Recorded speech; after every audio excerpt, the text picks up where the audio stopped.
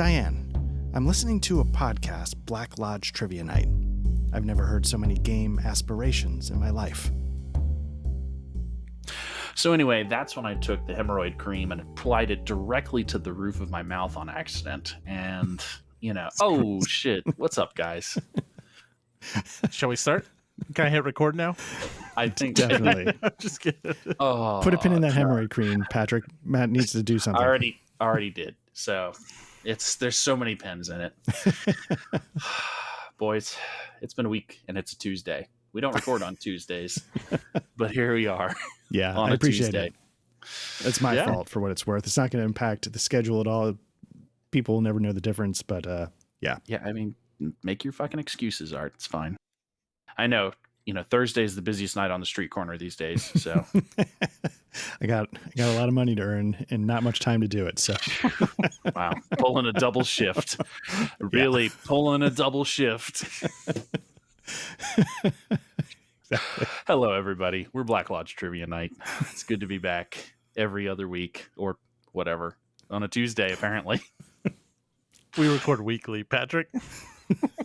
Oh, is that what you guys are doing without me on every week? Shit.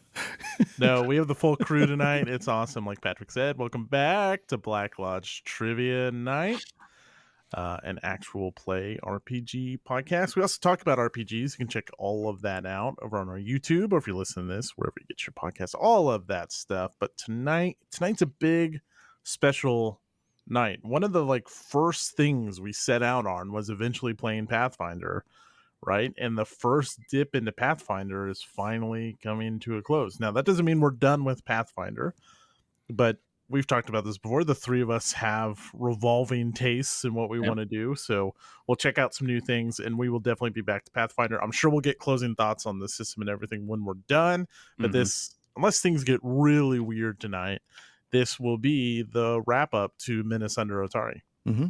And I think just officially, just to get it, I think I'm next in the rotation, and I'll be doing Pathfinder.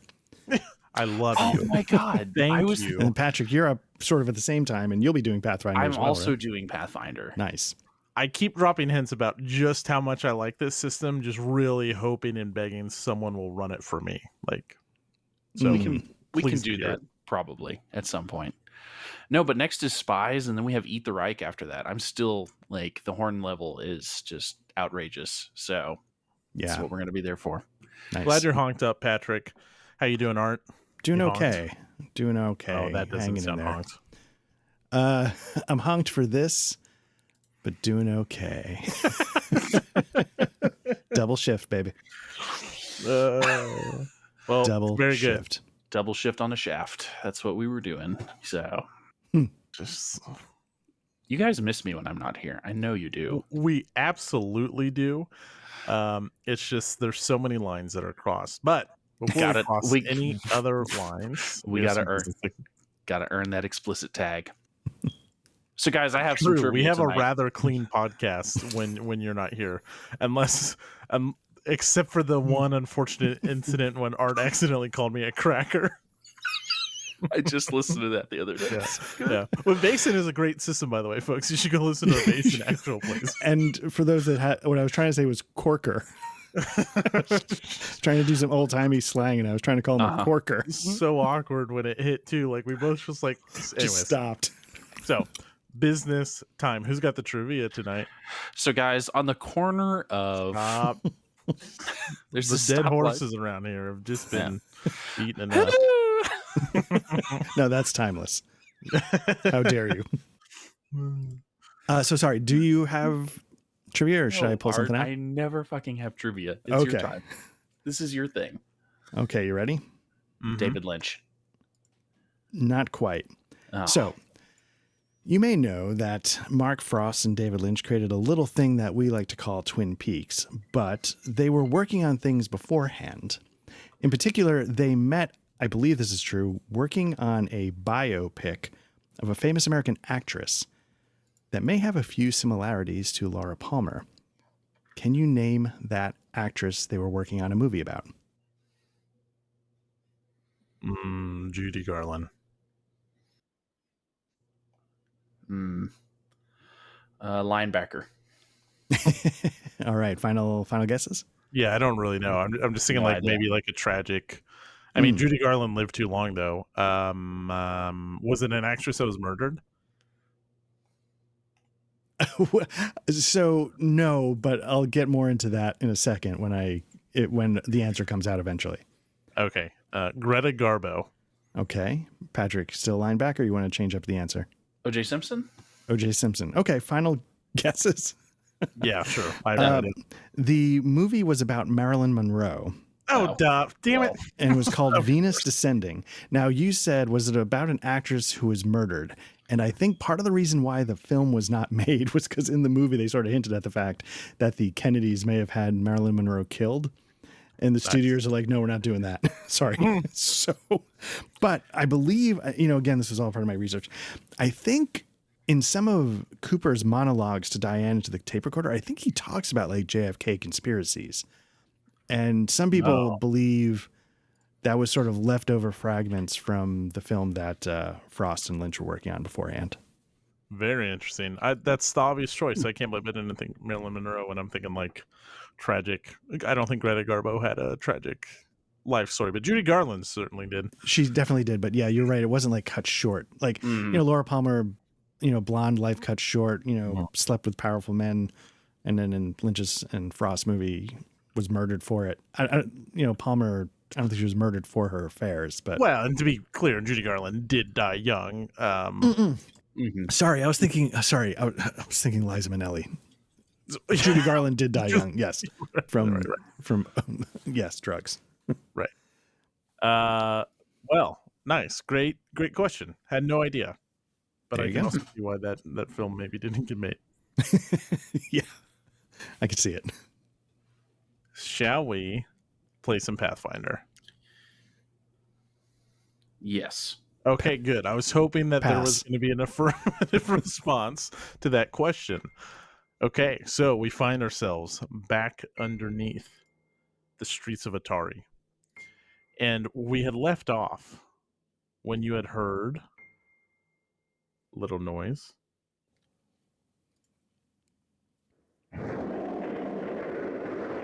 Off in the distance. There it goes.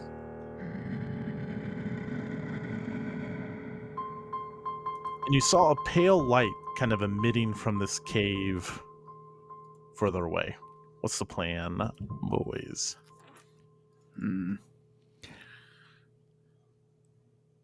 Well, is Muguru got some stealth going? He does, right? He does. Recon by Frog. Yeah, I can frog con. Let's see. We are paused, Matt. Do you want me to? Sure. Yep, unpaused. Yes. Before I go, did we? I know we talked about this, and I can't remember what I said. Did we pass out the loot? Ooh, good question. I think we did not. Like, we were going to come back to that in this room. Okay, so I should be able to show that treasure, and you should be able to open that up and divvy that out. So the smoking sword, I think we did talk about the smoking sword. Oh, yes. Which is pretty sweet. Of course, none of us actually use swords. There's a wand. I actually can now. Oh, because, as people may or may not know, we made a lot of mistakes in making our characters, and I took my character into Path Builder and sort of had it sort of check my work. And I'd grabbed some feats that I was not eligible for. And so when I was correcting that, one of them I took was the feat. Well, I don't know if this is going to count, but I took the feat to use like martial weapons. Yep, perfect. This is a martial weapon. If you open up the chest, you find way more interesting treasure than what you found. So there's a silver bracelet with a fish pattern, a very old map that depicts some strange looking dungeon, a smoking sword with a dwarven face carved into the hilt, a wand of heal, 2 healing potions, and a hat of disguise. Well, I think it's very important to Marugu, who returns lost goods, that the hat of disguise not continue to be lost, because obviously I lost a hat of disguise at some point. It's very important to me that I collect that again. Sure, buddy. Nice. And while you guys are divvying up the loot, Farah is going around and she is applying a cool mist across your body, and then maybe it takes some time. And we do the sensible thing, and we sit in this room, and do the wise thing. But yeah, start taking those items out of that treasure chest, and you should be able to equip that sword.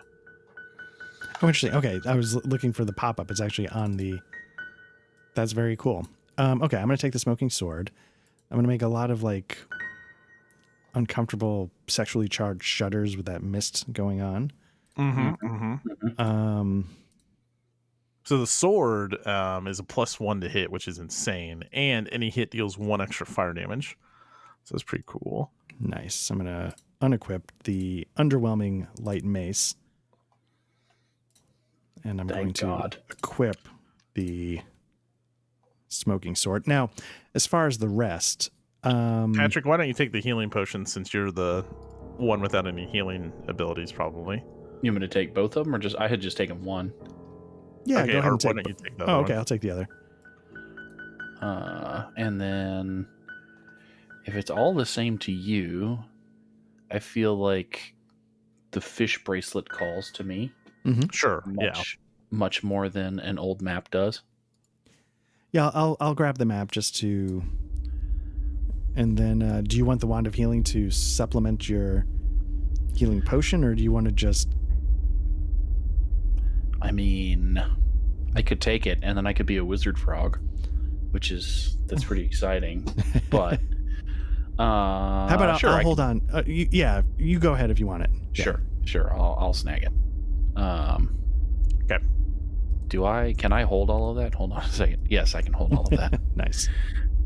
I immediately put the hat on. So we didn't. What? I think they're one-time use. Oh shit! I don't do that. I mean, not that it super matters. I think. Oh no, you can activate it once per minute. Fuck yeah. Yep, it's going on right now. It is definitely because I'm going to get RPG in my role playing in my RPG. Mm-hmm. I put it on, and it definitely. It's not a wizard hat. It's a fucking Warner Bros. Top hat. And that's what goes on. Hello, baby. And now I have a wand, too, that's probably as tall as me, so look at that. Wow. There we are. We can wrap there, guys. Thank you. The cosplay is complete. Morogu's quest is done. He is the WB frog. I am actually the WB frog at this point, so... Guys, it's been great. Farah heals you guys up, but this was not like a long rest by any means. We're kind of in a cave, not really with maybe a apparently clear area to rest up where we probably feel very safe. So what do you guys want to do? I think at that point we go into stealth frog mode. Is that what we want to do, or do we want to... We killed the boss kobold. It's time to go home. You know, that roaring is definitely just some faulty plumbing down the road. Right. Yeah, okay. I'm good to go stealth frog. Yeah. Okay. Cool. Stealth frog. So I'll tell you where I'm going. I'm going to go stick my head right there. Stick my head around. Do you need me to make a roll, Mr. Matt? No. Towering yellow mushrooms cover the floor of this vast cave, some reaching over 10 feet in height. They seem to emit a pale light, giving the entire chamber an eerie glow. Shattered remnants of barrels, torn open with their contents nowhere to be seen, lay scattered around the base of the mushrooms. Somewhere off on the far side of the chamber, something stirs, and a faint snarl comes from the shadows. Can I do a recall knowledge nature on the mushrooms? Yeah. Uh-huh. Sweet. What's your nature skill? I'm going to roll it. Nope. I'm sorry. You go ahead. So I have a +6, but I also have +4 in herbalism, if that helps.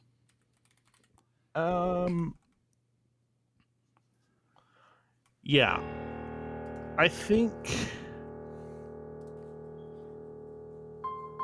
you know that the mushrooms themselves are, unless you eat them raw, are largely they're not hazardous or anything to be around.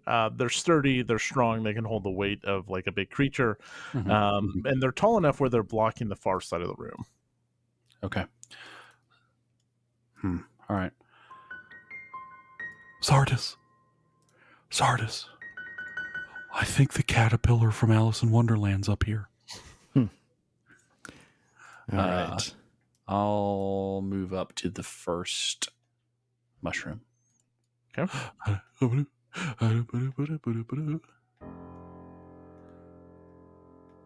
Yeah, so again, you hear this growling, but you don't really see anything. Maybe you think you hear something out of one corner of the room and you whip your head around and you can't get around a mushroom, and as you inch forward, you don't quite see anything. Can I, and Art, if I start monologuing here, please feel free. Can I use my sling and like just sling at the far side, like the far corner of the room, like over here? Sure. That's over by the Yeah. Cool. So I mean, do you want me to roll for that? I'm just slinging at the wall. No, I mean you can do that without. What are you hoping to do? Just cause something to see stir? see if anything moves around anywhere. You know, I'm trying not to get eaten by whatever's in here. So it clatters over there. And again, you just hear growling.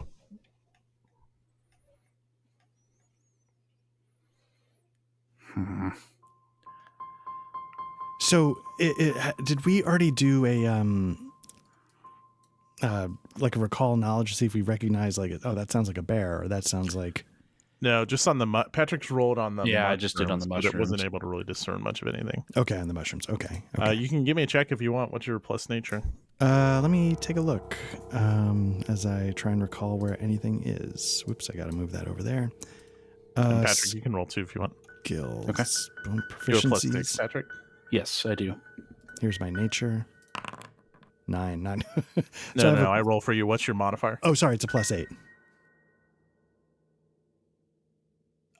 Both of you are not able to, just based off sound alone, aren't really able to kind of piece together what you hear. So obviously it sounds menacing and big, and there's big smashed barrels. But again, with all the mushrooms, you're not able to kind of quite see the whole area of the room or anything like that. So can I would like to use my hat of disguise, please. Okay. I would like to use my hat of disguise and turn into a kobold. Okay. And nice. Just walk in. Okay. Nice. And if I'm reading this right, it counts as setting up a disguise for an impersonate. So I'd use a deception. So I'm just gonna strut in, and then we can go there. And I'll attempt to mimic some of the koboldy noises. I don't think that's going to matter though, the way that you're cackling over there. A bright green dragon leaps into view, and although the beast isn't much larger than the rest of us, large leathery wings and snapping jaws make this hatchling worm appear as if it's an ancient elder worm. The creature gazes at you with cunning eyes and snorts a cloud of yellow vapor. With a fierce roar, the dragon charges forward and attacks. Roll for initiative. Okay, so just to clarify, he didn't fall for the trick. No, not at all. So let's roll for initiative. Damn. I think could you have gone incognito as a mushroom? That was my first thought, but it does specifically say creatures. So that was my first thought. 24, nice roll, motherfucker. Let's monkify. Art, you can right-click your token. And I can actually add myself. Okay, there we go. Okay. Oh, look at that. Okay, Patrick, this thing leaps down in front of you, and obviously, regardless of whether you're a Gripply or a Kobold, it doesn't really seem to care. Its jaws are chomping around in front of you. What do? You're up first, buddy. I'm gonna drop into tiger stance. So in the shape of a kobold wearing the Warner Bros. Hat, I'll drop down and go into my old tiger stance here. If I can remember how to do that. It's been a minute. Apply effect. So I'm unarmored. That's my only effect. My hands are now tiger claws. Like, you guys don't see anything come out of my hands or anything, but you swear you see like the light just barely glint off of me. And I'm gonna use my other thing that I can do now, and I'm gonna try and grapple the dragon with my Titan Wrestler. Nice. Love it. So I'll drop into stance. That's 1. I'll move up to it, dodging through the green smoke, I hope, and I will attempt to grapple with a creature up to two sizes larger than me. Do you have that? I do. Do you have it since you fixed your character? I do. That was my level 2 skill feat that I took. I think you took quick jump. Oh, I Did changed you need it to take back. Titan Wrestler? Got it. I Okay, did. just making Yep. sure. Just making sure. Great. Okay, it is.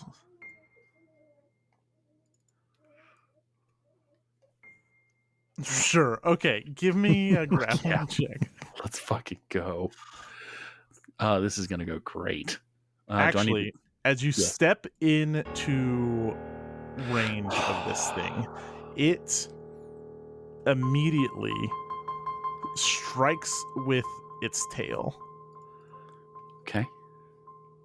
And I gotta make sure I do this right. This is why skulking is bullshit. Why can't I roll it? Let's see if this motherfucker can hit an AC of 20.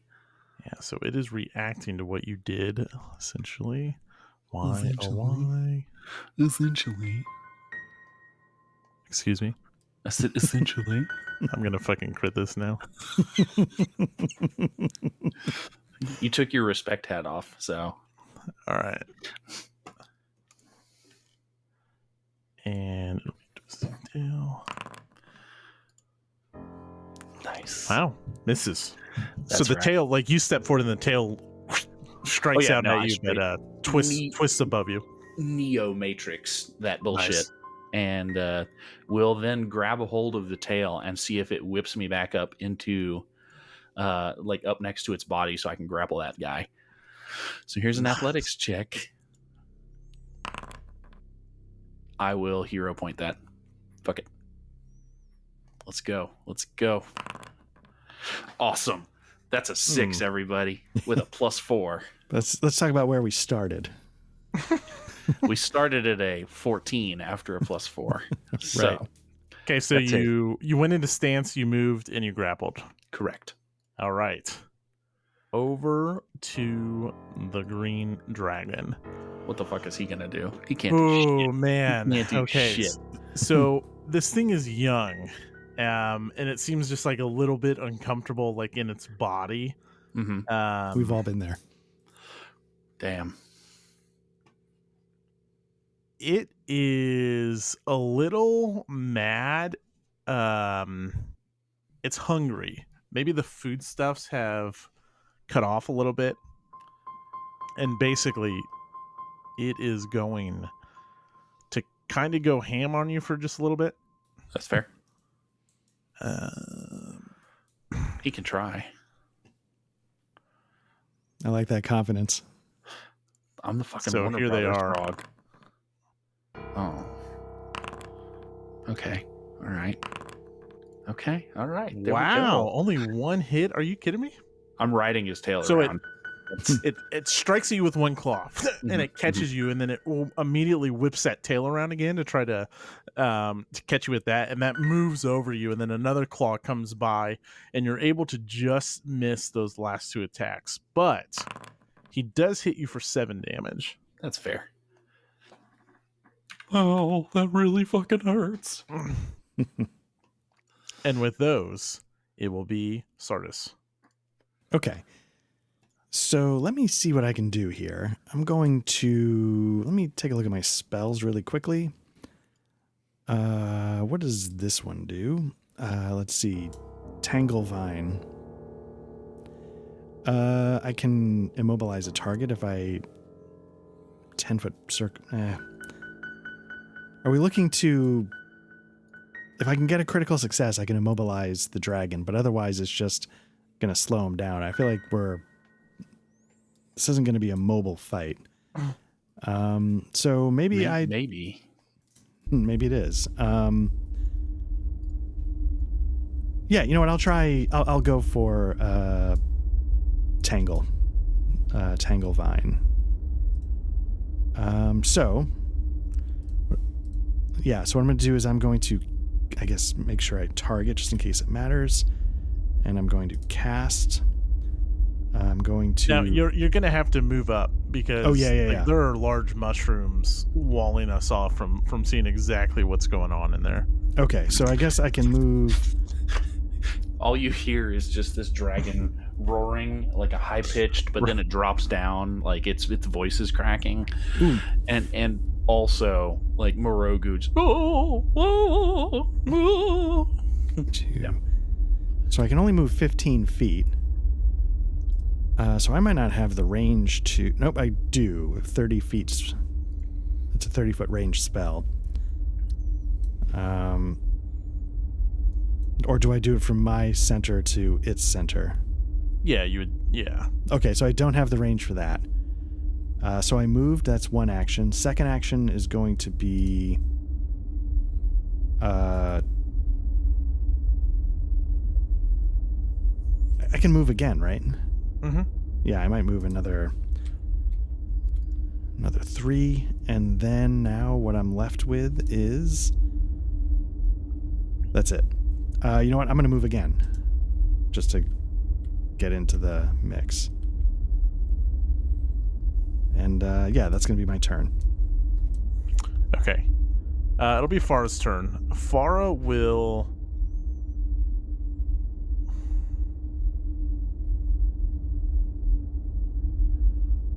use her. Can I do this? She's going to use her 4 winds, which is her ability. 2 actions, and basically she's allowed to. She does the like fly thing, so she flies on top of this mushroom here, and she will then do a elemental blast from up above at ranged. And so she lands on the mushroom, and then all of a sudden you guys feel this burst of air kind of fill the chamber, and then it blows past you, and a 22 Hey, that hits barely me. hits. What the fuck? Barely hits. You had me targeted, I think. Oh, whoops, I did, but that's why. But it still barely hits the dragon, so dragon. Nice. All right. Top Nice. of the order over to Patrick. So Marugu is not gonna. He sees that maybe he needs to sit down and study some more books on Titan wrestling before attempting that again. So he is going to kind of leap, and you guys swear you hear a tiger roar as he leaps, or maybe it's the Eye of the Tiger. One of the two starts playing, and I'm going to flurry of blows. As I'm doing that, you hear me whisper, Earth Elemental? Are you there? I'm gonna burst my my Earth Elemental aid. Nice. So that's gonna be +2 damage. So here's my first strike with flurry of blows. Is that an action, by the way, to do? Yeah, it is to use the Earth Okay. Elemental thing. Oh, there you go. But that second one will do. So that's an 18 that misses and a 22 that hits. Mm-hmm. Well, damage. Why is it telling me a 1d8 base damage? Okay, cool. And then 1d4. I gotta read this again. I apologize that I didn't study before class. That's okay. So the other thing that Tiger, I didn't have a critical. Okay. If I'd gotten a critical success, you take a 1d4 bleed damage as well. But you are going to get +2 damage for the thing. You know? The thing. The thing. Yeah. Let's see it. That didn't give me +2, but that's okay. So you should be taking 9 damage, I believe. Yeah, it looks like it just rolled a straight 7. Yeah, okay, so I will apply that one manually. Boom. Nice. Down he goes. Not down he goes, sorry. Flurry of blows. So use the Earth Elemental. Flurry of blows is 1 action. You got 1 more left. I'll faint as my last action. So I'll do do my whole hand waving Kermit the Frog thing. And attempt to faint out, which that's a critical success. Oh shit! Nice. Okay, nice. It's completely off guard against melee attacks that you attempt against it until the end of your next turn. So, yeah. Patrick, remind me when it comes around to your turn, it will be off guard. I'm not going to turn it on because it'll mess with dude's stuff. never seen a frog in a hat before. no, he hasn't. We're all a little thrown. Interesting. Okay. That frog knows kung fu. Well, I do apologize if you guys hear a baby crying in the background. He is okay, but his mom just got him, so I understand how that goes. It's just me. I'm crying in the background. It's fine. What is this thing gonna do? Run away like a bitch? No, that's off the table. Okay. You know what? I think Thanks. for that, Sardis. So it is enraged with us, right? So it's just like it's fury, it's mad, it sees you move up, and but like there's this little frog clawing at it and it's getting blasted with water, but it sees this dark, brooding, very sad druid move up, and it'll dash forward and it will do the same thing it did to Patrick. Sorry, it'll stride forward and then we'll go into a draconic frenzy. And are you ready? I am. Now, just to remind you, it missed twice when it did this to Patrick, so I need that to come through here. We'll see what happens. All right, it's got you targeted. It's going to start with its tail strike. It swings its big backside around. And again, this is a young wormling. So when I say it's actually like Sardis's size. So it swings its tail around. And then it strikes with its claws. Its left claw comes around. And its right claw comes around. Misses. But that tail strike. Yep. Not a ton, like significant. Where does it catch you? Let's say it catches me across, I sort of see it coming and I turn, so maybe it hits like the back of my head. Nice. I don't get my shield up in time, so I turn away from it. Nice. Maybe you're catching the shield with the claws. Maybe my order was off. Or you're anticipating the claws and then the butt side came around. That's right. All right. After you take that 6 points of damage, it's over to you, Sardis. Nice. Okay. So first things first, I am going to stoke the flame. Now, stoke the flame is special action for my new sword. It costs one action. And basically, until the next end of my next turn, my blade deals an extra 1d6 fire damage should I hit. Hello. So, gonna do that. Second thing I'm gonna do, I'm gonna raise my shield. Okay. So, stoke, raise. And then finally, I'm gonna take a shot at the dragon, which I think I still have targeted. There we go. I'm gonna I stab at thee. strike. Nah. I'm just gonna, you know what? You can hero point it.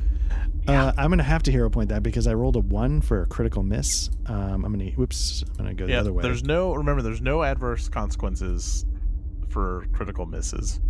That's very generous of this game. I feel like I deserve some kind of adverse Here's the second shot at that hero point. 21's a little better, but it's still a miss. Misses by 1. God.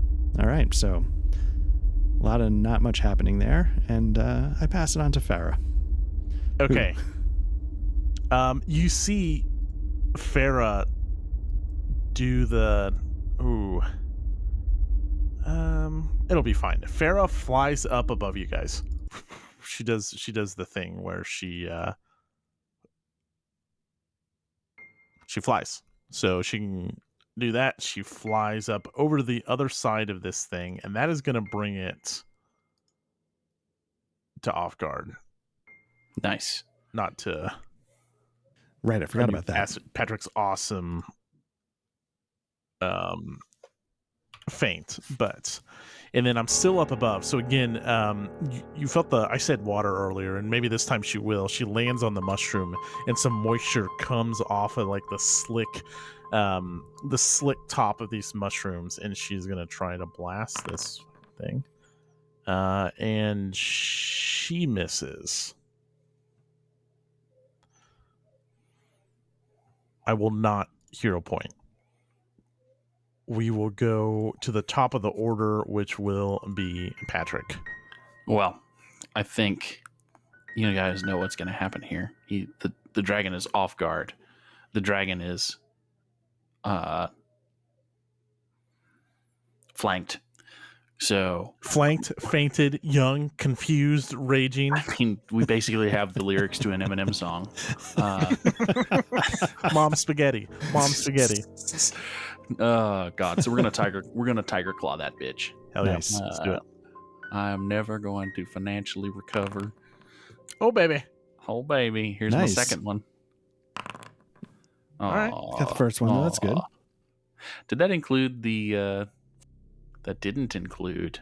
I mean, the second one probably missed anyway. But didn't include the flanking or the off guard? It automatically takes in. It's reducing its armor class. See how it's dropping it down to a 20 from a 22? Yeah, no, we didn't. But that's fine. Oh, it doesn't. Oh, okay. Well, I mean, I think I accidentally said Yeah. I think we kind of got there. Yeah, that's cool. That's cool. You don't see it in your roll. It brings its armor class down. And then here is my damage for that one that hit, which is an 8. Hey, that's pretty good. That's the most I can do. That's max damage on it. Very good. That was Fury of Blows. That was Fury of Blows. I'll do my last attack at -8 just because why not, that right? Seems terrible. Roll a natural 20. That seems terrible. Let's do it. Why not? Oh, what did I say? Oh. Patrick, you want to tell the listeners what just happened? That's a nat 20 at a +0 right there, friends.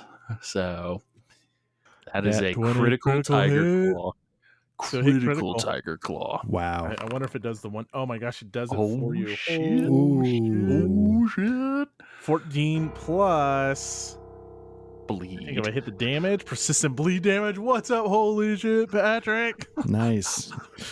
So now we really do, Art, I do need you to edit a tiger roar in right there, please. Okay. Meow. I think we just got it. If we can get that why clean. do we have to edit anything in? That's fair. Can we get that again clean? Meow. Done. And now I'll faint because what do you do after you've sliced the jugular out of a young dragon? You do a little dance with a natural off-guard critical success. Stop. What? Who are you guys? And what happened to my role-playing group? All right, we got it down 1/10 of the way. Yep. Marugu for the win. That's a 25, listeners. Wow. Nicely done. Good night. Okay, so you catch this thing, and what happens is it howls, and it turned to like face Farah as this water started raining down upon it, even though it didn't have effect. And all of a sudden, you tear into it, and it's trying to find you, and it just sees Farah's elemental blast coming down, and all of a sudden it just erupts upwards towards Farah, a 30-foot cone of. Make sure I get this right. Of deadly gas. Literally. There we go. And it literally. So, and he's just going to point it just at Farah. because he's young and dumb. That's very nice. Start of a Mellencamp song. Farah will take a DC 24 check. Did that go? No, I need to get Farah on here. She fails. Oh shit. Farah. It's pronounced Farah. I keep closing the window that I need to see to do this stuff. That's why it's taking so long. Sorry about that. Will take 24 points of poison damage as this poisonous gas kind of just hovers around Farah, and this thing will then stride 5 this way.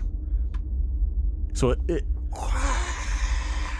and then it like scurries away, kind of weaving in the mushrooms behind Farah. You lose sight of it for a second, and then Sardis, you see it on the other side of the room there. So again, Patrick, remind me when it gets around to your turn that it is off guard, and then at the take it at the end of your activation, as long as you have the condition, roll any damage dice, and after you take persistent damage, it'll roll a flat check. So it bleeds out a little bit. You see like maybe its legs bleeding a little bit. Whoops, ignore that other one. And oh wow, Still bleeding. Nice. Still very much bleeding. Yeah. You see Marugu, the camera pans back to Marugu, and he wipes a little bit of blood from his mouth. Like, it wasn't his claws that did it. I fucking bit the dragon. Nice. Nice. Yep. Sardis, you are up. Okay, first action is going to be to move. 1, 2. Let me put this down. Second action is going to be to strike. Strider. With my smoking sword, which still has the flame on it for this round of attacks only. Nice. Oh, See if I can just whiff. No. Oh, baby. Okay. shit. So I hit. I rolled a 25. So just so we know what's going on here, let me just double check. Plus. It's going to be like a 1d6 plus 1 damage, except I think that plus 1 now becomes a plus 1d6 because I stoked the flames. 2d6 damage. So I think I wonder if you click damage, it gives you an option to turn on Stoke the Flame. I'm not Smoking. Oh, yeah. Oh, there we go. Click. Yeah, smoking sword, 1d6. There we you go. Damn. Here we go. So do I turn off the plus 1? I think I do. No. Oh, that's always Right. there. Yeah, Oh, it's nice. always, yeah. It's magic. So why is it saying a 1d8 plus 1? Well, it's giving me a I lot think of... it's a D8 sword, isn't it? Oh, it is? Oh, I thought it think was a so. d6. Look at that. Look at that. And Damn. then you arted the roll. Yep, sure Wow. did. I rolled... What You did I rolled a roll? 5, a 4, and a 2. Yeah. Yeah, it's not great. Well, so you charge forward. And real quick, because I forgot. This is where the other green dragon comes out. Oh shit, guys. Oh shucks. So Art, as you charge forward and you stab, tell me what it looks like when you stab, and I'm going to tell you what happened. So yeah, I just sort of do the classic, and I just run right at it and just come down with the sword as hard as I can, flames trailing behind the blade, and it's sort of a glancing blow, and it's really anticlimactic. Well, you catch him, and I think you catch him in its wings. Okay. But as you catch it, it gives its momentum as it was spinning around. It strikes you with his tail, and you take 7 points of damage as you are squared up right in the chest. Okay. All right, so I'm going to take 7 points of damage. And I guess if I'm still able to do my final action, I'm going to raise my shield so it stays up. Okay. Very good. Farah. Is she Oh, dead? what's it going? Oh, it will automatically roll the bleeding persistent damage. which I'd already rolled, so we'll ignore that. Tiger stance is so fucking good. Yes. Yes. So if I can just ask Meow. mechanically, the dragon had some kind of like reaction attack. Is that what we're sort of? Nice. Okay. Okay. I don't think its breath weapon had persistent damage. Just double checking.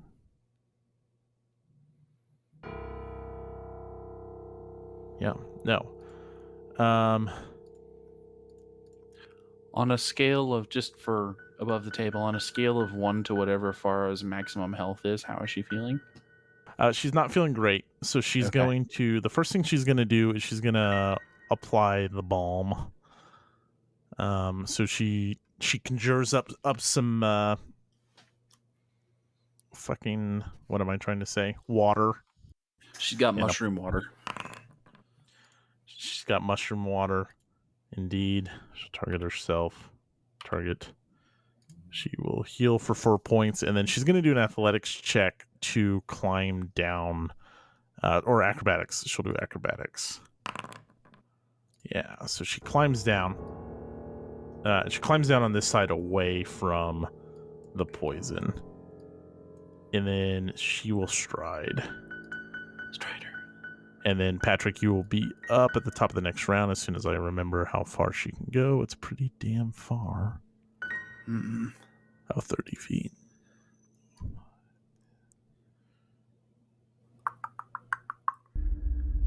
I am... You move real quick. Yeah. Does that get the dragon spawnling into flanked, sir? It does, but first, it sees Farah roll up. Tail strike. Ooh. Farah will take 6 points of damage as the tail, thinking that she sees a moment of opportunity as the tail strikes Sardis.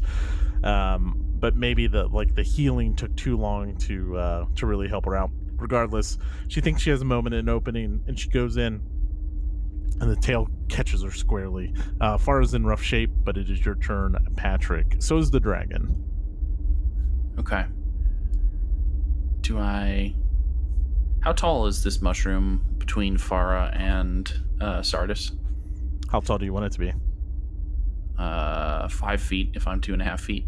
Yeah, 5 feet. Okay, cool. I am going to stride and get on top of that mushroom. Nice. While I'm moving, I would like to... I'm going to stop you there. That's fine. Because this will do it. Potentially Fucking do it. Kill us all. Sweep attack. Fucking do it. No, his tail. The tail is like flailing around, but he's getting a little bit weaker. And so, yeah, proceed on.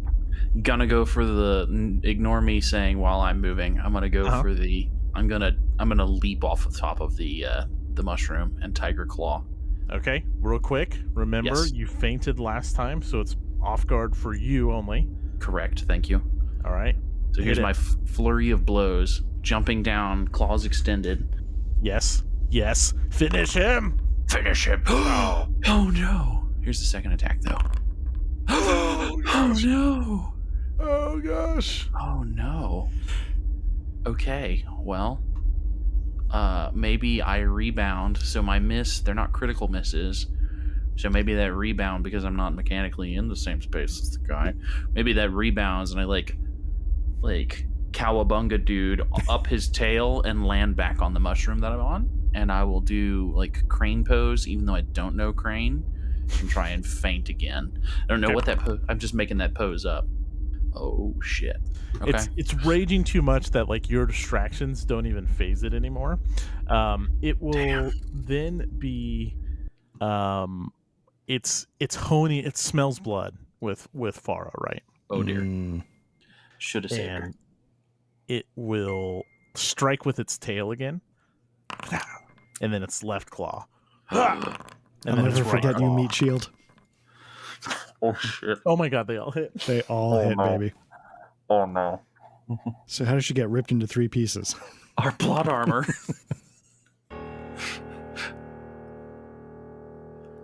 Well, that's cool. You said you really enjoy oh. Oh no. Oh no. I'm glad that you really enjoy making characters, Matt. The word paste comes to mind. I do love... so Farah will take 31 points of damage. Oh no. Which, well, is certainly going to put her in the... Huh. So she drops down to dying, and we'll deal with the consequences of that and what happens later. In the meantime, this thing is going to bleed a little bit, and it will roll a recovery check, and it fails badly. Nice. It takes the damage.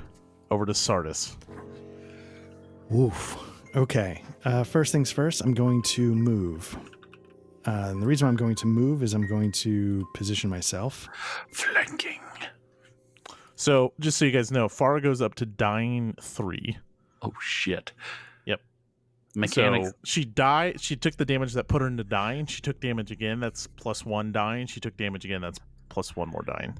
Okay. So above the table, just mechanically, so I can start thinking through my next move. I'm sorry to interrupt you there, Art. If I use the healing wand on her, does that remove? What does that do for her in her dying state? Yeah. So she needs to be stabilized.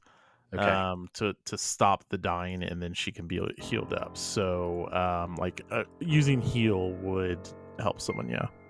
Okay. Cool. All right. Sorry, Art. No problem. She would have wanted us to go on. Yeah. Dr. Kevorkian, paging Dr. Kevorkian. Right. Okay. So I've got this son of a bitch flanked. Next move is I'm going to take a swing.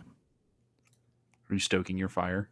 I can't. It's only something I can do every 10 minutes, which metaphor. And I picture that like as you're going you're like, on your sword. If I were a younger man, I could go more, but every 2 minutes at that point. Yeah. Here we go. So I'm just going to do a straight strike. Oh, damn. Oh, wait. Why is it? Oh, no, I missed. Yeah. Oh, he's not off guard, though. Oh, no, he's back off guard because you're on the other side of him. Nice. Yeah, but that still misses, right? Yep. 18. Okay. Yep. And then I got to raise my shield in case something comes up.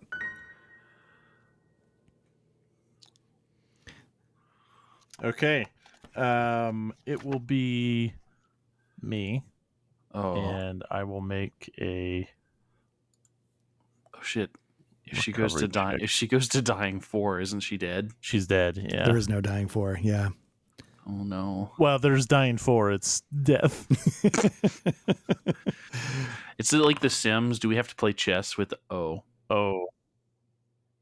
Well, we'll deal with that after. Oh. You guys don't see it. Got some X-Parrot going on here, so... Oh, no. But, Patrick, it's your turn. Well, having seen this thing, like, going to town on Farah, and I'm like, Farah, no! And I'm going to do my flurry of blows. Cue Eye of the Tiger. Oh, my God. Oh, no. Oh, no. Oh, no. Your death will not be miss. Critical miss. Miss again. Yep. You died for nothing. Okay. So that's one action. I will attempt my feint next. So I'm trying to claw at this thing. Maybe it's just too slippery. Like I'm not even connecting. Like because I'm still standing on top of the 5-foot mushroom. Oh no. I can't be standing next to this thing because I will get but I can't leave Sardis to. Oh no, I'm gonna try to grapple it. Fuck it. Whoa. I'm gonna jump down and grab its neck. Let's fucking go. I think grapple's subject to map as well, by the way.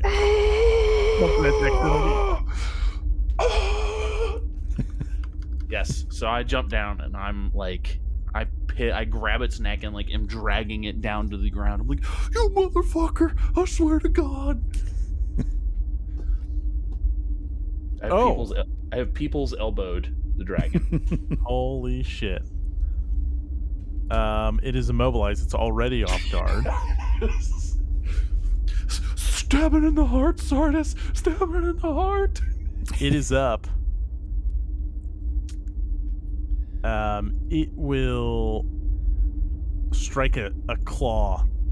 No, because you have it grappled, so the tail will come up from behind, and it will strike at you, Patrick.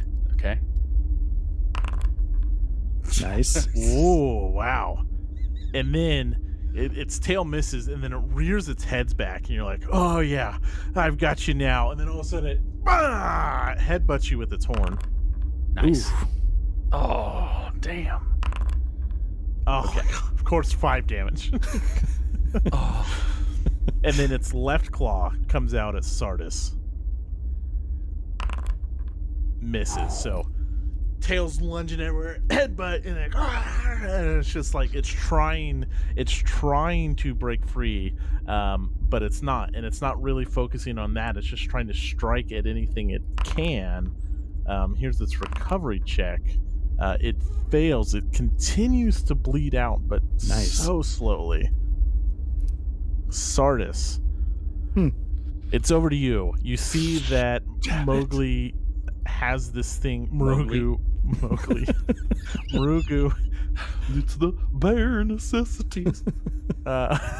Disney just Rogu has this thing grabbed. You see Farah's in a heap on the other side of it. It's over to you. All right, I'm gonna start with an attack. Let me clear. Don't limp dick it, Sardis. That's Mr. Limp Dick to you. It's a miss. Okay. So here's the thing. I could attack again at a -5. Why does it say a +1 for my map? You know what? I'm gonna try a second. Because you're +1 to hit from your sword. Yeah, I guess.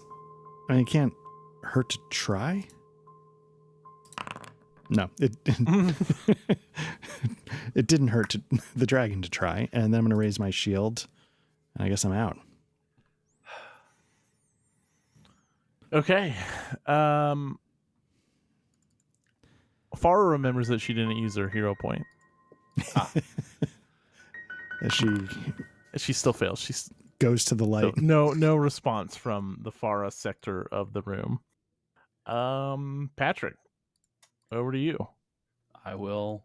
So I've got him grappled. You do have him grappled. I still have a free hand because it only requires one arm to do that, apparently.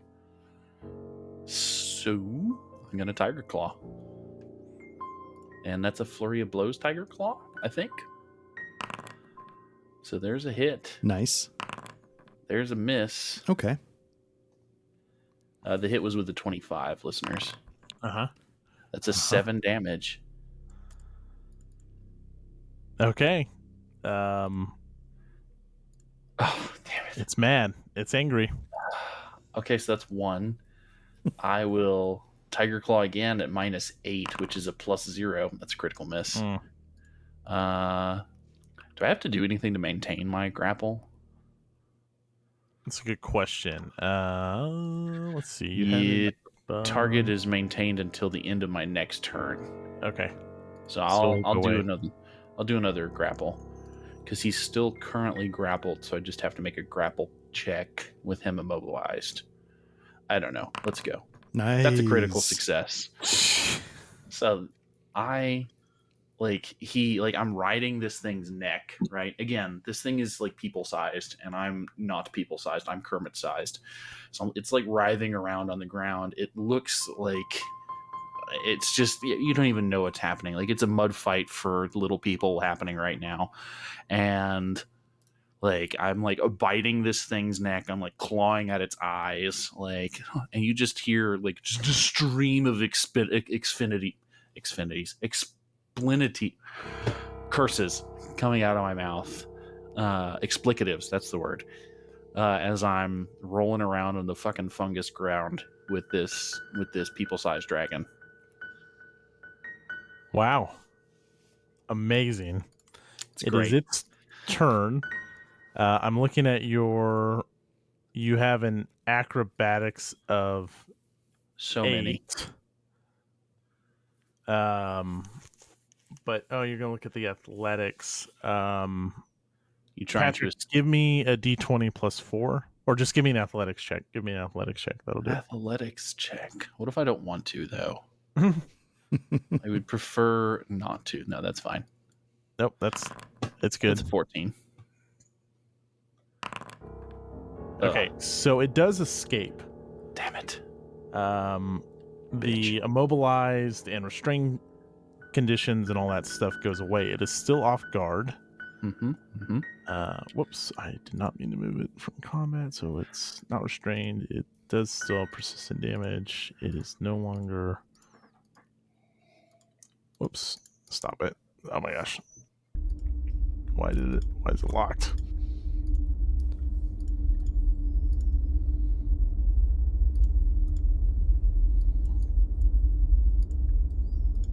So this episode is going to be titled, the Menace Under Otari 2, Murugu's Revenge. Is that what we're going to call it? I don't know, unless Murugu's you eat me. Boogaloo. Murugu Boogaloo. That's assuming that we... That's right. The adult green dragon is going to come out after we kill its baby. And then after that, grandpa dragon is going to come out after we kill. So, Murugu. Yes. That's me. Tries to bite you. Oh, wait, that's the wrong roll. Tries to bite you. Bitch. It does.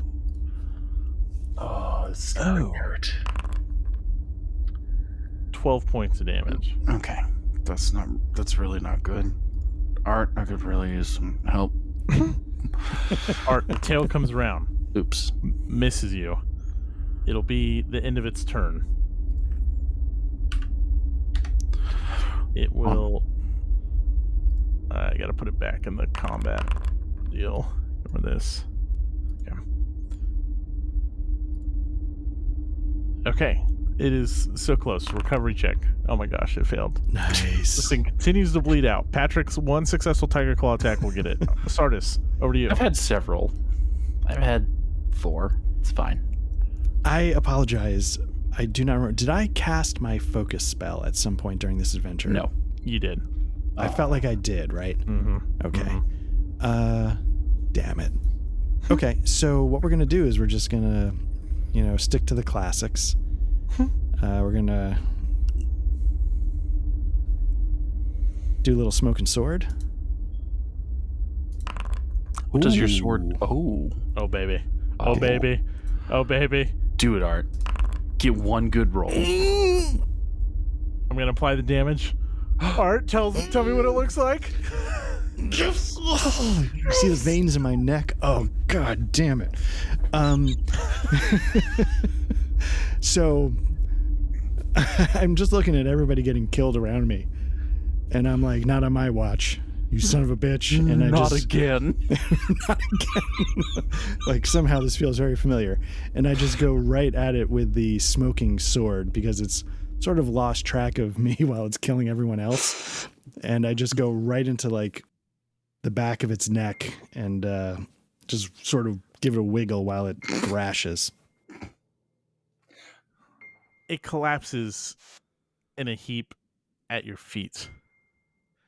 And your hood, at that point, as you wriggle it around, your hood came up over your head. And so you look up, and maybe there's dragon blood, and there's like yellow tinge to it. And as you look up, you see on the far side of the room Farah's body laying limp and still. Murugu, maybe it broke free and you got knocked back and you landed on the mushroom and you kind of roll off the mushroom's edge and you fall on the ground. You're exhausted and you lift your head up off the ground and you see Farah, lifeless, unmoving. Farah? I'll go over and gently, hold up her head and, stroke her hair. Farah, can you hear us? There is no response.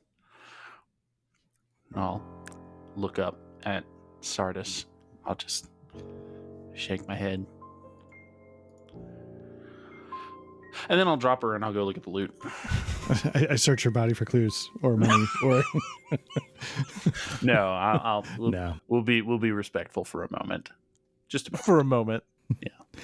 No, I think Sardis, will you help me put her on top of a mushroom? She would like that, I think. Yes. And as I do, I say, Farah, I'll always remember how you emasculated me throughout the adventure because I was incompetent and you knew I was going to get killed. With her dying breath, she says, I'm just glad you finally landed one attack.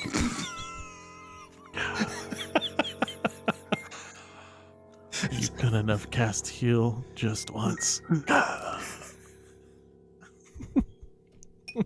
Damn. As she dies, I go, well, I actually cast heal in the other room, if you remember.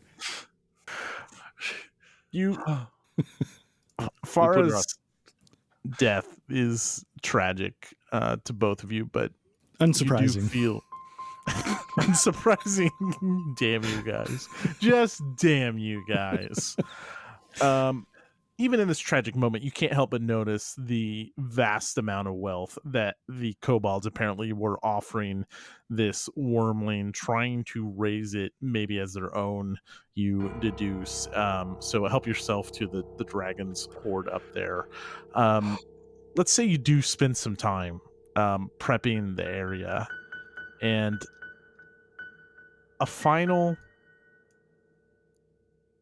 you prepare a funeral pyre for Farah, for even those unknown to you. You prepare the bodies of Dr. Kristoff, of Eldrin. You don't even know his name. The corpse of a human male you feel like you never even got to know. And you prepare an offering for them, and you say the proper blessings. And at the back of this chamber, you find an exit that leads up to the streets of Otari.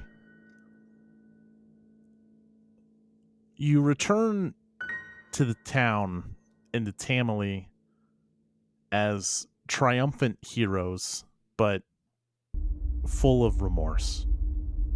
Tamale is overcome with complete relief. She now knows that the threat is gone, and she isn't saddened. She's even says, well, I only have to pay the two of you now, right? Oh, you son of a bitch. We'll take her cut 50-50. That's what you would have wanted. Unmarked bills only, though. Small change. Over the coming weeks, news of your exploits travel across the town of Otari. The shop that the adventurers before you had recently leased out and applied a sign to that said case logs. The paint is starting to like chip off. The window was smashed in.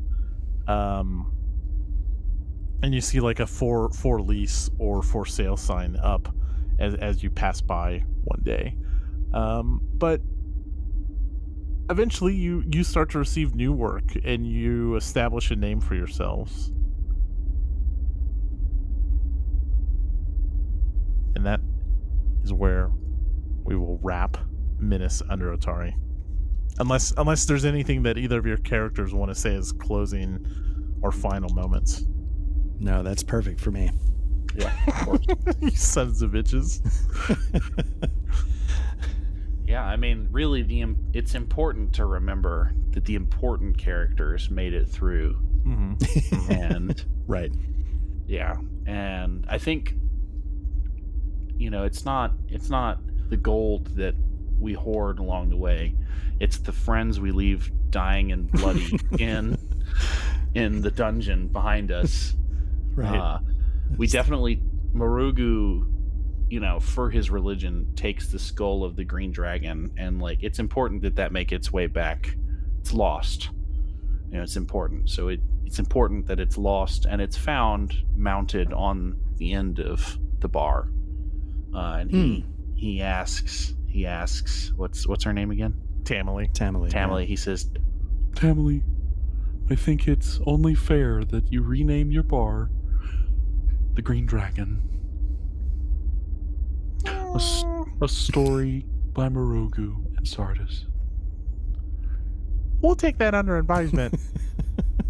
Oh, and here's your bill for lodging for the last 9 months. I figure you were taking up the other guys as well, but thanks for being Otari for the last 9 months. But here's the bill for 9 months. Do you guys take traveler's checks? and then I'll just deduct it from your pay. We fade to black before she's like, she's still talking, like it fades in the background. And it's just, Gentlemen, we have concluded Menace Under Otari. Damn. Very nice. Art was saving it all for the last bit. Literally the last roll was the only it. thing I contributed to the entire adventure. Oh, it's the friends you make along the way. It's impressive to me that is accurate, and it's also hilarious. Like that combat started off so strong. I was like, oh man, we're gonna be done with this thing in like no time, and then the wheels just came off. Like everything stopped hitting. Hold my beer. And it's like if we were lined up like ding dongs to catch all of the breath attack, we would have died. Game over, man. Yeah, exactly. And then we would have rolled up 3 new characters to go down there and go finally fight the Green Dragon. Yeah, right. Fast forward through it. Same jokes. It's the same. But let me ask you a question, Matt. Mm-hmm. It's a 2-part question. Sure. First, had we had a second TPK, what thoughts would that have, evoked? And then the second is, you got to DM Pathfinder. Did it live up to the hype? Yeah, let's do the second one first because it's easier. And absolutely, yeah. Just from the module design and how well it works with Foundry, just to the overall system, which like that's the more important thing, right? Because everyone plays it in different ways. Not everyone uses Foundry, Right? Of course. Yeah, it absolutely lived up and so much more. If we had a TPK, that would be interesting. We've talked about how like these early levels are so fragile in Pathfinder, but I think they're the most, like, what I've heard, because I've never played like high level, they seem the most interesting, because once you get like really strong, then like you're doing really cool stuff, and it's not going to be a dragon's claw swipe that necessarily brings you down and kills you. It's going to be something like way bigger. But being so fragile is interesting. If we had died, I don't know, I guess that would be like the end of it. And then I guess if we like went back to it, then maybe we just talk about like tactics and stuff. Right, because that's what I was kind of curious. Do you find that, because you probably know the game better than Patrick and I do you find like our tactics are totally lacking, or do you find like I just haven't quite figured out the sweet spot of changing this, dumbing this down for?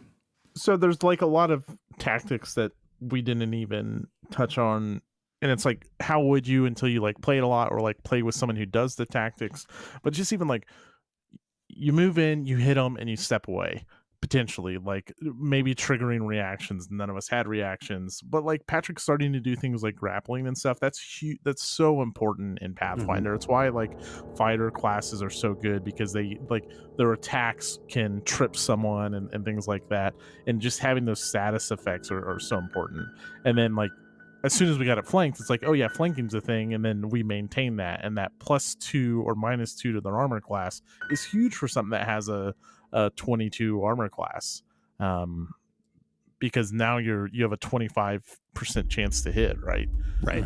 Which is kind of crazy. So yeah, I mean, like, certainly we could, but that's the other thing. Like, Pathfinder doesn't require perfect play.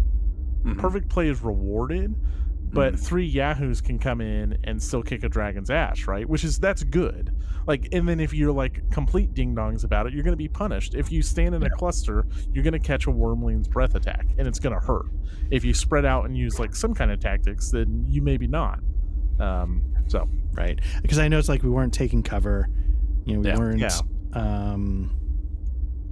Well, but at the same time, we were doing our version of it, right? Like, that's you true. had your shield up the whole time. I was trying to feign it out every time. Like, Farah was the ding dong that stood in front of it and got eviscerated. No, I'm just kidding, Matt.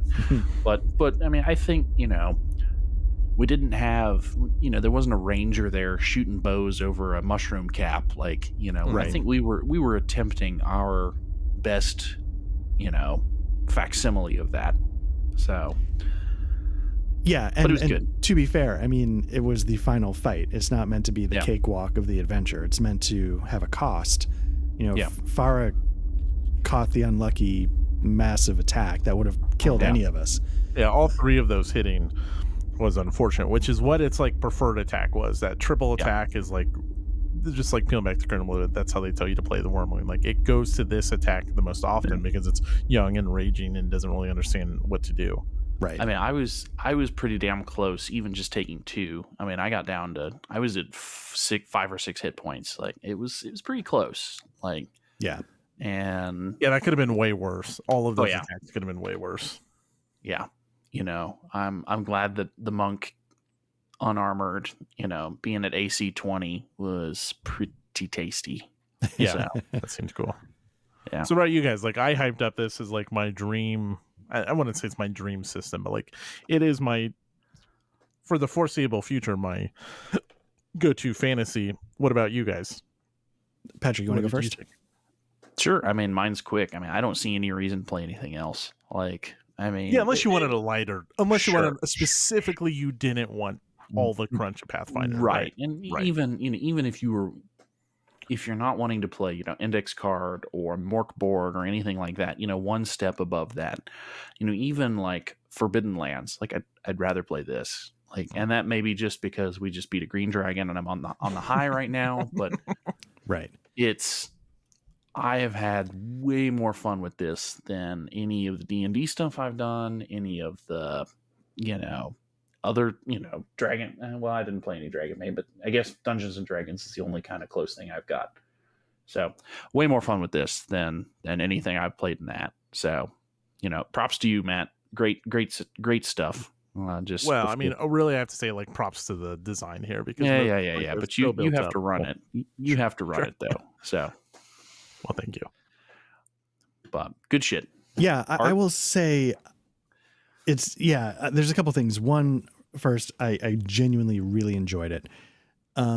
It does enough things differently on the, like, your typical Dungeons and Dragons D20. Like, we've all said this before, like, the D&D D20 style isn't quite for me. I prefer Dragonbane. Sure. I vastly prefer this. I would, because I'm always, like, system curious. Like, I'm still curious, like, as far as heavy systems go, what like Warhammer could offer. Sure. Yeah. But what I liked about this is a couple things, but I genuinely, but if I never got to it, I'd be fine. I've gotten the chance to play a few heavy fantasy systems. One of them being, Harnmaster, which someday I hope to, take out of the off the shelf. But I will say there's a couple things going for Pathfinder. One, the Path Builder website is really good. So good. And 2, the Foundry module is really good. And the reason why I'm getting into that is because this game is crunchy. Mm-hmm. And, as we were sort of saying off mic, I don't know how much we alluded to it here. Patrick and I both made mistakes in our characters. Yeah. And it's really great to have these digital tools to help manage, especially for a new player like myself, I wish I'd used Path Builder right from the start, because there's just a lot of things that you can miss, and a lot of things. The downside is then you're not internalizing the, you know what I mean? But it really helps somebody like me say like, oh, okay, like, thank you. Simplify this, because it's overwhelming for a new player, but I'm dying to get into it. So please, help me take those first steps. And the digital tools for this game are stellar.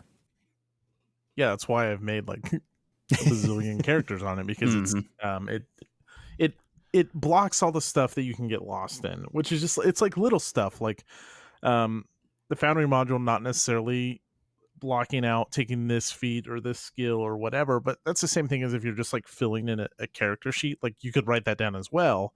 And so yeah, the digital stuff is great, which is interesting. When I did the in-person play, every single person, like I had my character sheet because I want to be the kind of person that internalizes all of those steps. So I came with my character sheet, and every single person at that table was rolling or playing out a Path Builder or a very similar equivalent website that just looked a little different. I don't know what they were using, but everyone was essentially just playing their character out of Path Builder. Yeah, because I saw that you can do that. And I thought that was a really cool touch, and I like it because what it does is, even though it's sort of, I don't know if I'm going to say this in an eloquent way, but the game itself is massive, but what it really is, it's like all these series of paths you can take through it.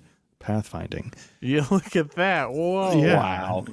Bring it around full circle, baby. But the point is that it's hard to see those paths just by taking in the book for the first time. And those paths you're talking about, just like is like the character progression is very path oriented. If you want to end up here, you need to take these paths and pick up things like Titanic Wrestler or whatever, So good. Yeah. No, it's an amazing skill to have. I like that map out process. Like it's different. Like I didn't think I would, but the more I do it, the more I like it. Like I don't like knowing necessarily what the future holds, but it's also like, oh shit, once I'm level 5, I get to like kineticists, for example, like have options. They can get another element, they can enhance their own elements, or they can like merge the two elements into like a super ability. It's really cool. And it's like planning for that, like, oh, if I do this and this, then at level 5 I get to do what, like, and all of those classes have kind of something going like that, and it's amazing. I love it. So for me, what I'm curious to see then is, does the writing hold up as well as it was here in Menace Under Otari? Because we already now know like the system's really cool. We're very excited, and everything I've heard about the adventure paths, specifically like Kingmaker, is that they're awesome. So yeah, so let me ask, Patrick, we'll start with you. What did you think of, now I'm full aware this was an introductory dungeon crawl, but as a player, I found it interesting, the challenges it had. It had puzzles, it had different creature fights. Like, what do you think of the adventure as a whole? Oh, it's fantastic. I mean, I've played Fandelver, right, or whatever the D&D one is. Lost Mines. Right. And it's fine. You get your puzzles, you get your whatever. For whatever reason, the puzzles, the traps, there was a little bit of everything. The only thing that this didn't have was like some like what's it called? Like people, like there was no council session, right? There was no people encounters, right? Right. No society encounters. Now you could do that before you dive into the dungeon, but that would feel, it'd be a little tacked on compared to everything else. But in as far as the adventure goes, I mean, it was great. I mean, I had a great time with it. I think it was very well done. The Foundry module, excellent. I mean, no notes. Very, very good opening. Taking this, my kind of bookmark for this is, could I take this and play it with my parents and brother and have a good time with it? And I think this adventure would check all the boxes for that. So, yeah. And I think it ramps well. We'll get your thoughts, what you thought is, but like if you did, and maybe we can cut out this piece of the audio, because if someone's listening to this and they're like, oh, maybe I'll play this or run this, like, well, don't spoil the whole thing. Sure. I think it also works like as people who play a ton of RPGs, not necessarily like seasoned Pathfinder vets, but just like we've played a lot of different things. It still worked. It wasn't like so introductory that it's like, yeah, of course we started with rats. Yeah. Right. course. It's just like playing Baldur's Gate 2 or whatever. Like you start in the dungeon with rats. But I think everything after that was really interesting. What did you think as a whole of the adventure? Or I almost said Arthur. Yeah. Arthur. I genuinely enjoyed it. I think I said in an earlier session, we were doing the first couple of rooms, and I said, this is reminding me how much I love sort of dungeon crawling. And I've tried dungeon crawling in other systems, and I was thinking that was the system. With the right system, I love dungeon crawling. And this was just fun. It was like really, you can just do room, then room, then room, then room. But again, like you were saying, there's like some interesting puzzles that we bullshitted our way through. Just randomized the money one and got it. Yeah. We made it. And then we, like you were saying, the fights escalate. The context for why we're clearing the dungeon is kind of, I thought, pretty interesting. Like the Fandelver, like, the opening, for those that have not played it, the opening is you sort of are walking on the road and then you see an ambush scene and then you see like a trail leading you to a cave. And there's a little bit of a story there, but the cave is just kind of a black cave from my memory of running it. And this felt like, and maybe that's not entirely fair because this intro, the entirety of it is the dungeon. It's not just one part of something else, but I still found it really fascinating. I thought, at least in terms of the artwork as presented, which I assume would be what the physical artwork would look like in the book, beautiful dungeons, beautiful maps, really fun to explore. Loved the traps, loved, the dumb things we got into getting through the dungeon, like bullshitting our way through the logic puzzle, riding that fountain like a bull. Just so good. Yeah, it was just like really, really like fun in that classic dungeon crawl way where it's not entirely serious, but it's still a challenge. There's still things you got to think about. I really enjoyed it. I will say, like, the mermaid trap, right? Like, you guys made that room so much better. I was, like, dreading running that room because it's like, you got to go around to the 4 corners and make a sleight of hand or a thievery check and, like, disable it or just sneak around it. Nonsense. Which you guys did at first. Like, you made it through it successfully and then had to, like, re-clear the room because of the plan you guys came up with, which is just, like, all right, you cleared the room. All right, let's go back through the trap room. So, hats off to you guys for making that room, like, anytime I read an adventure, there's like things that pop out. Like it'll be like, oh, I'm not looking forward to running this room, or that room, or just as an aside, like, oh, that room will be done in no time, like the fire rat. And then Rizzo gave us the fight of our lives. But like you guys made like those traps so much enjoyable. So like, props to you guys for making that more than just like a boring, oh, let's deactivate it. Let's deactivate it again. Let's deactivate it again. One of the conversations I want to have eventually when we do a podcast is what we take from other systems. And so this is a 2-part question. One, I did feel that like the Rizzo the Rat combat maybe could have been wrapped up sooner.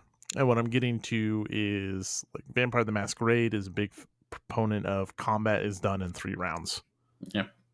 And I love that idea. I don't think you can do it in Pathfinder because you're playing Pathfinder for other reasons. So first question is, 1, overall, how did you think combat? Do you think combat overstayed its welcome? 2, is there, if you were going to go play a different fantasy RPG for whatever reason, is there one mechanic explicitly from Pathfinder that you would want to port over to another system? That's an interesting question. The first one, did combat overstay its welcome? I will say no, only for me personally, only because in the combat, because there are so many prescribed actions, it makes you think like, okay, like what am I going to do? Like in D&D, it's like, I target the enemy, I rolled a hit, roll damage, target the enemy, rolled a hit, and here, even though you could make the argument that Patrick, targeted the enemy, rolled hit and rolled damage, but he's doing it with different styles. He's taking different approaches. It's evoking different narrative. Granted, my narrative was I target, I miss, I move on. 3. Right, exactly. So, but because of that, and it's not that you can't narratively make more out of other systems combat. It's just that this one requires you to, because of the action point system and stuff like that. I don't know, Patrick, what do you think? No, I mean, I don't know if we're not the right audience, and we're not the right people to ask that question to, because we came into this from a bunch of different systems. We knew that combat was going to be slightly more crunchy, and we were excited about that. Like, we wanted something, we wanted our tacticals miniature game in with our role playing, and so, we were spoiled in the fact that we were coming in looking forward to that. Now, granted, this was way better. Again, I love D&D, but this was way more engaging. The combat was way more engaging than any D&D combat I've had. And like Art said, I was basically just saying, I could have boiled mine down to flurry of blows, feint, and, +1 attack or a move, right?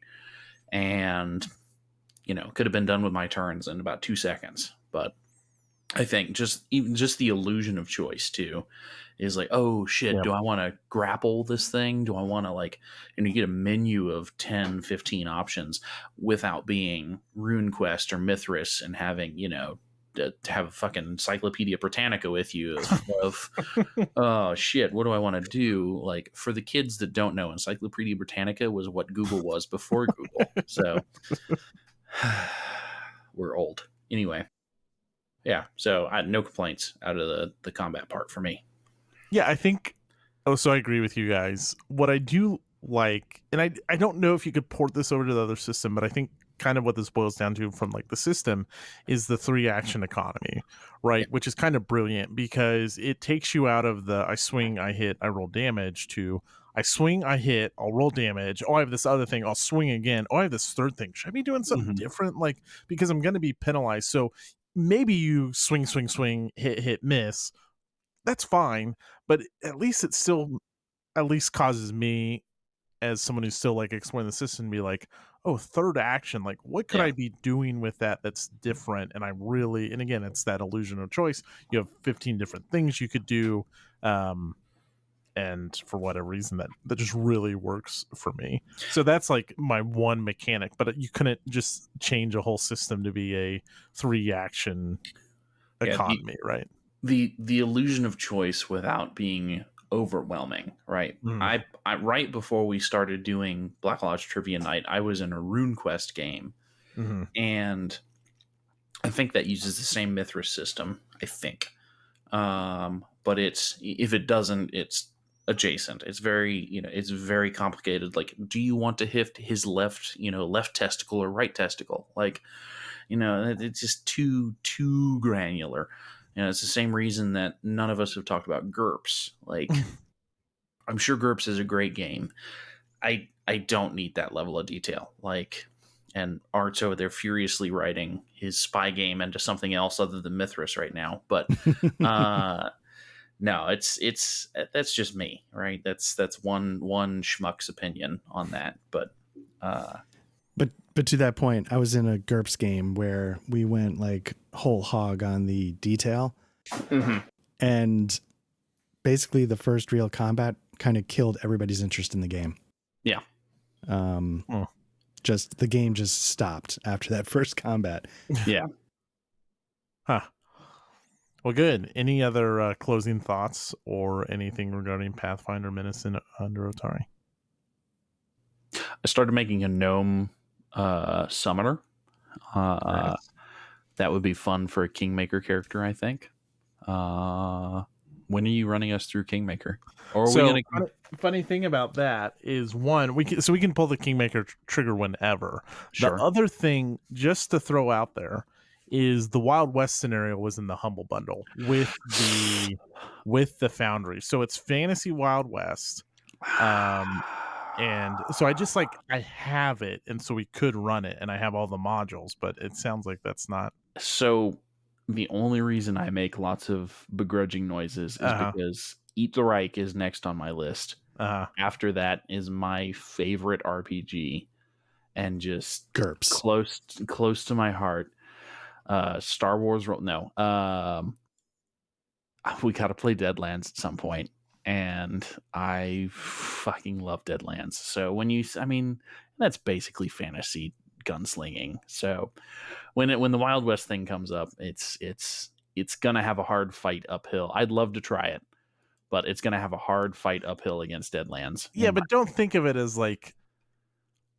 don't think that Wild West, right? But are there gonna be all right, I'll give it to you this. If I can play a gnome Doc Holliday, then maybe we can talk. Whatever Wild West game we play, there's just going to be nothing but Tombstone references from me.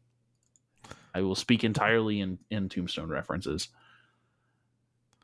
Well, the greatest movie ever made. Period. So we can do Kingmaker or that. It doesn't really matter. But yeah, you're a bunch of outlaws, and you go to Alkenstar, and it's very much in that vein. So whether we do it or not, I'm just throwing it. It's out there, and it was a humble bundle deal. So I just want to say I am curious to see how we approach playing other fantasy systems, because I know there's a number on my shelf that I'd like to try. Right. But I do have this feeling. I'm curious if you guys are always going to be saying this could have been Pathfinder. I'll be curious what your reactions are because like I mentioned Warhammer or Fantasy Age or Castles and Crusades or Fantasy Age. That's a name I haven't heard forever. Setting is so important to me that I've been toying around with the Cimarron setting, which we talked about before I kind of said on Delta Green stuff that has taken precedent. I couldn't imagine taking Pathfinder and moving it into Cimarron and getting the same feel. I know that there's a grimdark setting we can do in Pathfinder, but it just it doesn't feel right. I want the corruption mechanic. I want the grittier and darker, just art design and the skills and abilities. So you say that, and Pathfinder for now is my favorite, but I think system matters when you're dealing with a setting and you want the system to match the setting.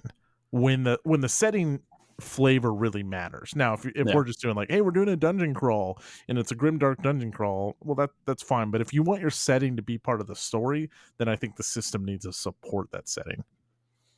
That's a good point, because Pathfinder, it's a high fantasy game, right? I was gonna say it's high fantasy. It's silly at times. A lot of the adventure paths have, or not just adventure, but even just the scenarios for Adventure Society and stuff have a lot of cheesy jokes.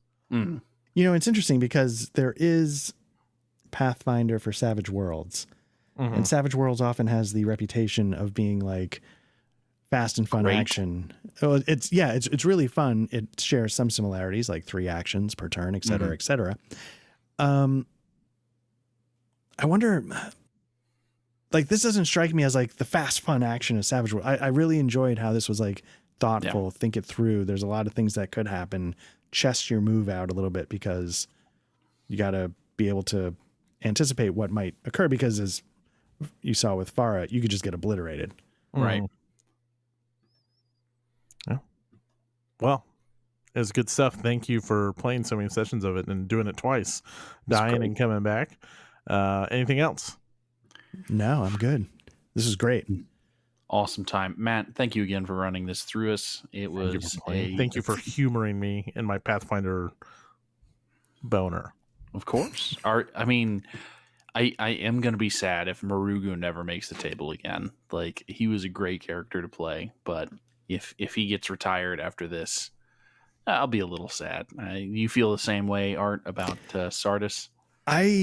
Honestly, my intention was to carry Sardis. Assuming Sardis could work for whatever comes next. Fair enough. I was going to stick with it, unless, the thing is you run another intro, level 1 adventure. Sure. But But otherwise, my intention was if we were going something longer, Sardis was the one. If we roll them forward, it would be they'd put into a situation to let them flourish as characters. Like all the work we did for Dr. Eldrin and Dr. What's His Nuts. Like Christoph. I want that stuff to always come out with characters, but also with like Pathfinder. It's like, well, we got to keep it moving. I can't do another introductory set. Like it was so fast that we never like got to get those characters like flushed out at the get-go. They've only over time. So if we did something, I would want this like opportunity. Anyways, it's all.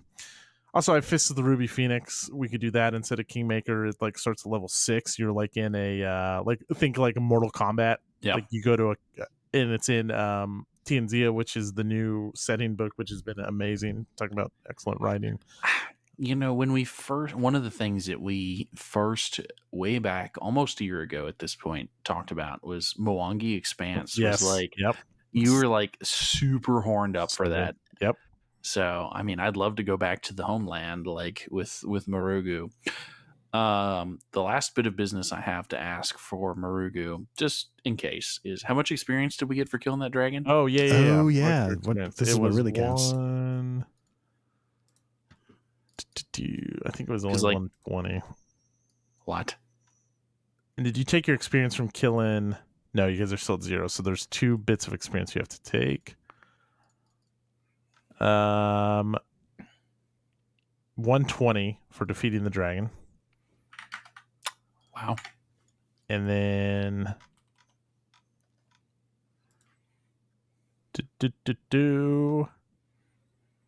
another